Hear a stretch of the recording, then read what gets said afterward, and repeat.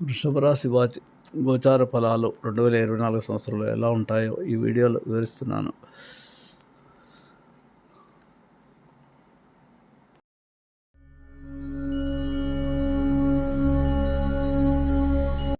అందరికీ నమస్కారం. Lakkaraju Muralidhar Rao astro and remedies ఛానల్కు సబ్స్క్రైబ్ చేసుకోండి మరియు వీడియోస్ని షేర్ చేయండి. వృషభ రాశి గోచార ఫలాలు 2024లో ఎలా ఉంటాయి పరిశీలిస్తే, ఈ వృషభ రాశిలో జన్మించిన వారు కృత్తిక 2, 3, 4 పాదాల వారు, రోహిణి 1, 2, 3, 4 పాదాల వారు, మృగశిర 1, 2 పాదాల వారు జన్మించి ఉంటారు. వీరి పేరులోని మొదటి అక్షరాలు ఈ, ఉ, ఏ, ఓ, వా, వి, ఉ, వే, ఓ అనే అక్షరాలతో ప్రారంభమై ఉంటాయి. వీరికి ఈ సంవత్సరము ఆదాయం 2, 8, రాజ్యభుజం 7, అవమానం 3. అనగా సంఘంలో గౌరవ ప్రతిష్టలు చాలా బాగానే ఉంటాయి. ఆదాయం మాత్రం తక్కువగా ఉంటుంది, ఖర్చు అధికంగా ఉంటుంది. అంటే ఆదాయం లేనప్పుడు ఖర్చు ఎలా వస్తుందని అనుకోవచ్చు. ఆదాయం అప్పులు చేస్తారన్నమాట. ఈ రాశి వారికి గురువు ఈ సంవత్సరము మే వరకు ఏ స్థానంలో సంచారం వల్ల అధిక ఖర్చులు, అలాగే తర్వాత కుటుంబ స్థానంలో సంచారం వల్ల శాస్త్రవచనం ప్రకారం రాజకోపో యశోహాని రుద్రోగస్య విరోధకం బుద్ధిభ్రంశో భాగ్యహానిర్భయం తనుగతి గురవు అని చెప్పబడింది. అనగా గురుడు జన్మ రాశిలో సంచారం చేస్తున్నప్పుడు గవర్నమెంట్ ద్వారా దండన, ఏదైనా పెనాల్టీస్ చేయాల్సిన పరిస్థితి, మనం సిగ్నల్స్ క్రాస్ చేస్తే టైంలో సిగ్నల్ కాబట్టి పెనాల్టీస్ కట్టడము, ఇన్కమ్ ట్యాక్స్ రైట్స్ జరగడము, ఇన్కమ్ ట్యాక్స్ సరిగా కట్టకపోవడం వల్ల పెనాల్టీ ఎక్స్ట్రా పే చేయడం అలాంటివి అవకాశాలు ఎక్కువగా ఉంటాయి. సంఘంలో గౌరవ హాని, మనం పనిచేస్తున్న చోట మన యొక్క అధికారులకు యొక్క సలహాలను సరిగా పాటించకపోవడం, బద్ధకం చేత ఉండడము.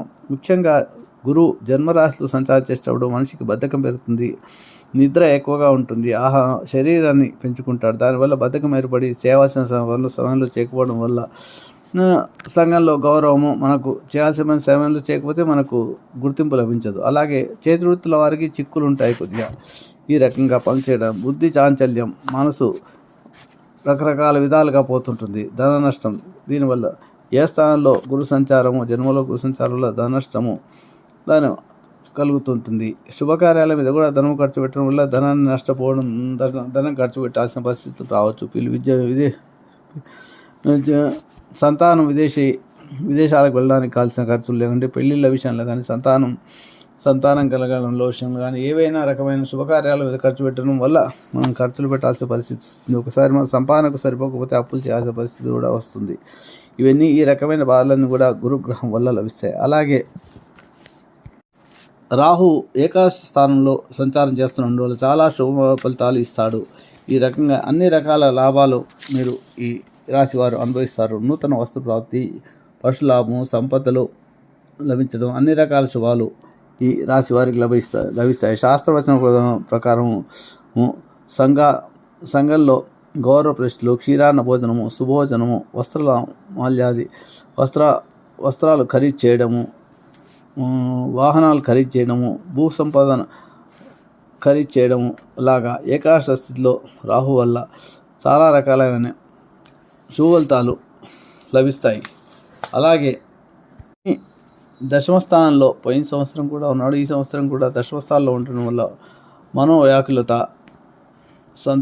సంతాపము, అలాగే పాపము, ఉద్యోగ విఘ్నత్వం, అంటే ఉద్యోగ ప్రయత్నాలు విఫలమడము, కృష్యాది సర్వ విఘ్నంచ దశమస్తే భవేచ్ఛనో అని శాస్త్రవచనం. అనగా శని దశమస్థానంలో సంచారం చేస్తున్నప్పుడు వివిధ రకాల కష్టాలు మనం ఎదుర్కోవాల్సి వస్తుంది. పాపకార్యాలు అంటే మనం చేసే పనులు, తప్పుడు కార్యాలు కూడా చేయాల్సిన పరిస్థితి వస్తుంది. కొన్ని చేసే వల్ల మనం నష్టపోవడము, మనము పెనాల్టీస్ పే చేయడము జరుగుతుంది. చేతి వృత్తుల వారికి చిక్కులు, వ్యాపారస్తులకు కొన్ని ఇబ్బందులు, సరి అయిన వ్యాపారం సజావుగా నడవకపోవడం వల్ల సమస్త విషయాల్లో వ్యతిరేకత ఫలితం కలగడం, మందకోడిగా ఉంటుంది. ఏదైనా సరే ఉద్యోగస్తులకు ప్రమోషన్లు రాకపోవడం, ఇంక్రిమెంట్లు రాకపోవడం అలాంటివి కూడా జరగడానికి అవకాశాలు. ఈ రకంగా విశ్వ ఫలితాలతో ఈ వృషభ రాశి వారు ఈ సంవత్సరం అంతా కూడా గడుపుతారు. ఓవరాల్గా ఆలోచిస్తే వృషభ రాశి వారికి చాలా వరకు బాగుందని చెప్పవచ్చు. ఎందుకంటే రాహు లాభస్థానంలో సంచారం వల్ల ఎన్ని కష్టాలు వచ్చినా కూడా అవన్నీ కూడా అధిగమించగలిగే శక్తిని, సామర్థ్యాన్ని రాహు ఇస్తాడు. దానివల్ల విదేశయానం చేయాలనుకునే వారు, విదేశాల్లో చదువుకోవాలనుకున్నవారు, ఉద్యోగం చేయాలనుకున్నవారు, ఉన్నత విద్యకు పోవాలనుకుంటే వాళ్ళకి వీసాలు లభించడము, విదేశాల్లో ఉండే వాళ్ళు ఎవరికైనా ఉంటే వాళ్ళకి H1B వీసా రావడానికి గాను ఉద్యోగాలు లభించడము, గ్రీన్ కార్డ్ లభించడము, అలాంటివన్నీ కూడా ఈ సంవత్సరం శుభ ఫలితాలు జరుగుతాయి. అలాగే ముఖ్యంగా ఇక్కడి నుంచి విదేశాల్లోకి వెళ్ళి ఉన్నత విద్య చదువుకునే వాళ్ళకు వీసాలు తప్పకుండా లభిస్తాయి. అలాగే ఇంకా పోతే ఇలాంటి శుభవార్తలు వింటారు. ధనం ఎంత సంపాదించినా కూడా ఏదో రకంగా శుభకార్యాల మీద ఖర్చు పెట్టాల్సిన పరిస్థితి వస్తుంది. కుటుంబ స్థానంలో ఉండడం వల్ల కుటుంబంలో వివాహాలు జరిపించడం చేత కానీ, సంతానం విదేశాలకు వెళ్ళడం వల్ల కానీ ఏదో రకంగా ధనం ఖర్చు అయిపోతుంటుంది. స్త్రీ మూలకంగా కూడా ధనలాభం వస్తుంది కాబట్టి అది కూడా మీకు ఒక రకంగా మంచి విషయమని చెప్పవచ్చు. చాలా వరకు ఖరీదైన వస్తువులు ఖరీదు చేస్తారు. ముఖ్యంగా కొంత దూర బంధువుల నుంచి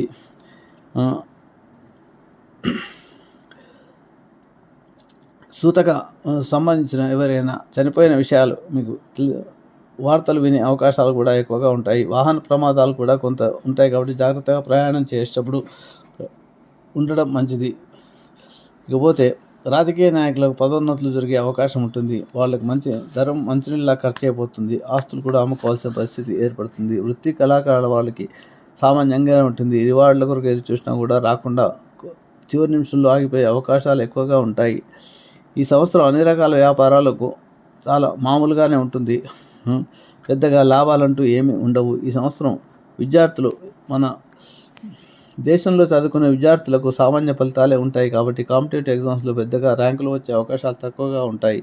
ఇంజనీరింగ్, ఎంసెట్ రంగాల్లో చదివే వారికి పెద్దగా ర్యాంకులు వచ్చే అవకాశాలు తక్కువగా ఉంటాయి. చాలా కష్టపడాల్సిందే కానీ ర్యాంకులు సంపాదించలేరు. ఈ సంవత్సరం శని కర్మస్థానాల్లో ఉంటున్న పంటల దిగుబడి కొంతవరకు పర్వాలేదు అనిపించుకునేట్టుగానే ఉంటుంది. స్త్రీలకు ముఖ్యంగా చాలా అనుకూలంగా ఉంది. ఈ సంవత్సరం భార్యాభర్తల మధ్య స్వల్ప అభిప్రాయ భేదాలు ఉన్నప్పటికీ కూడా మీదే పైచేయిగా ఉంటుంది. సంతానం కొరకు ప్రయత్నించే స్త్రీలకు సంతానం కలుగుతుంది. గర్భ సంబంధమైన వ్యాధులు ఉండే అవకాశాలు ఎక్కువగా ఉంటాయి. కోర్టు వ్యవహారాల్లో విజయం సాధిస్తారు. ముఖ్యంగా విడిపోయే దంపతులు కలిసే అవకాశాలు ఈ సంవత్సరం చాలా ఎక్కువగా ఉన్నాయి. ఇకపోతే ఈరోజు ఈ సంవత్సరం ఈ ప్రతికూల ఫలితాల నుంచి బయటపడడానికి గాను ఈ వృషభ రాశి వాళ్ళు చేయాల్సింది ఏంటంటే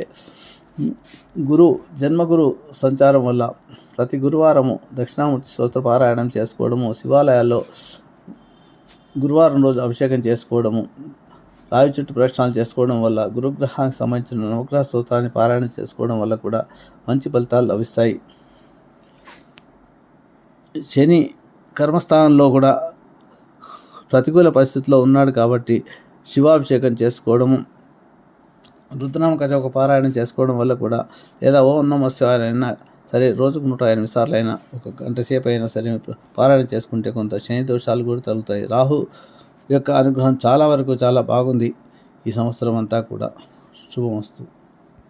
మీకు నా వీడియో కనుక నచ్చితే లైక్ చేయండి, షేర్ చేయండి. ఈ వీడియో కింద ఉన్న బెల్ ఐకాన్ను క్లిక్ చేయడం ద్వారా నా ఛానల్ను సబ్స్క్రైబ్ చేసుకోండి. దీనివల్ల మీకు నా వీడియోలు అందుబాటులో ఉంటాయి. Thank you.